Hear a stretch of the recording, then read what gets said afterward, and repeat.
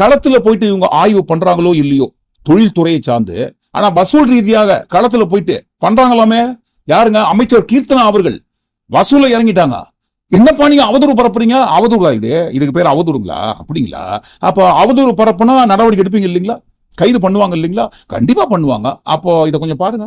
வருவாய்த்துறை பட்டாசு ஆலைக்கு சீல் வைத்திருந்தால் அதற்கு ஒரு ரேட், தொழிலாளர் நலத்துறை இன்ஸ்பெக்டர் ஆஃப் ஃபேக்டரிஸ் துறை சீல் வைத்திருந்தால் அதற்கு ஒரு ரேட் என்று வசூல் நடந்து கொண்டிருக்கிறது.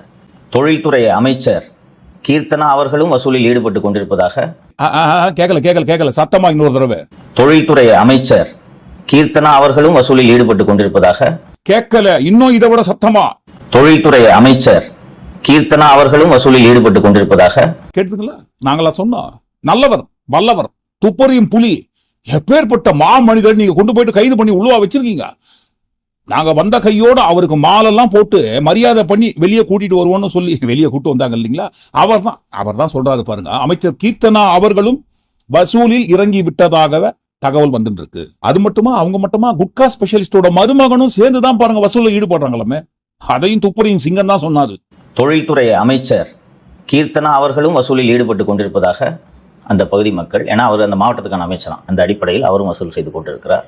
நம்ம குட்காவோட மருமகனும் வசூலில் ஈடுபட்டு கொண்டிருப்பதாக தகவல்கள் வருகின்றன. குட்கா மருமகனா தெரியாதா? யார் மாப்பிள்ளன்னு சொல்லிட்டு சுத்துறது? அமைச்சரவையில் ஒரே மருமகன் அவர் தான்.